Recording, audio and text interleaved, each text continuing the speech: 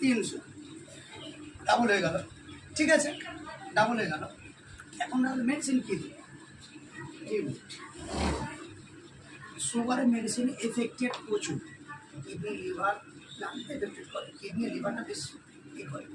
তো কথা হচ্ছে কি যে আমি কত পেশেন্টকে ওষুধ দেবো না, একটা মেডিসিন চার্জ করবো, আর পেশেন্টকে আমি দিলাম ইনকোয়ারি করে দেবো।